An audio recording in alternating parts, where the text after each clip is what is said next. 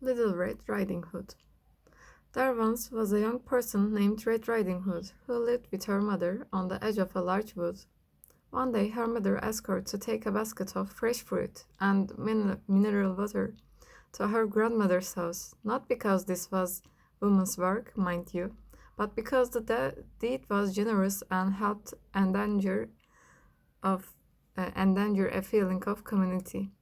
Furthermore, her grandmother wasn't sick, but rather was in full physical and mental health and was fully capable of taking care of herself as a mature adult. So Red Riding Hood set off with her basket through the woods. Many people believed that the forest was a forbidding and dangerous place and never set foot in it.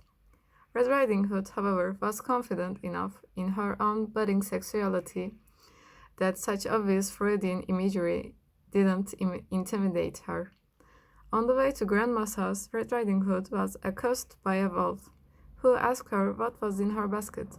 She replied, "Some healthful snacks for my grandmother, who is certainly capable of taking care of herself as a mature adult." The wolf said, "You know, my dear, it isn't safe for a little girl to walk through these woods alone." Red Riding Hood said, "I find your sexist remark offensive in the extreme, but I will ignore it because of your traditional status as an outcast from society, the stress of which has caused you to develop your own entirely valid worldview. Now, if you will excuse me, I must be on my way."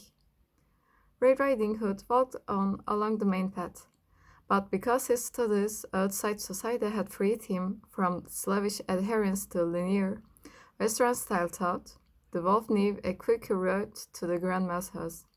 He burst into the house and ate Grandma, an entirely valid course of action for a carnivore such as himself. Then, unhampered by rigid, traditionalist notions of what was masculine or feminine, he put on Grandma's nightclothes and crawled into bed. Red Riding Hood entered the cottage and said, "Grandma, I have brought you some fat-free, sodium-free snacks to salute you in your role of a wise and nurturing matriarch." From the bed, the wolf said softly, "Come closer, child, so that I might see you." Red Riding Hood said, "Oh, I forgot you're as optically challenged as a bat, Grandma. What big eyes you have." "They have seen much and forgiven much, my dear."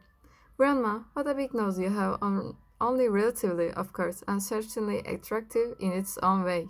It has smelled much and forgiven much, my dear." "Grandma, what big teeth you have," the wolf said. "I'm happy with who I am and what I am," and leaped out of the bed. He grabbed Red Riding Hood in his claws, intent on devouring her. Red Riding Hood screamed, not out of alarm at the wolf's apparent tendency toward cross-dressing, but because of his willful invasion of other personal space. Her screams were heard by a patient woodchopper person, or logfield technician, as he preferred to be called. When he burst into the cottage, he saw the melee and tried to intervene. But as he raised his axe, Red Riding Hood and the wolf both stopped. "And just what do you think you are doing?" asked Red Riding Hood. The woodchopper person blinked and tried to answer, but no words came to him. "Bursting in here like a Neanderthal, trusting your weapon to your thinking for you," she exclaimed. "Sexist, speciesist, how dare you assume that women and wolves can solve their own problems without a man's help?" When she heard Red Riding Hood's impassionate speech, Grandma jumped out of the wolf's mouth, seized the woodchopper's axe, and cut his head off. After this ordeal, Red Riding Hood, Grandma, and the wolf felt a certain commonality of purpose. They decided to set up an alternative household based on mutual respect and cooperation, and they lived together in the woods happily ever after.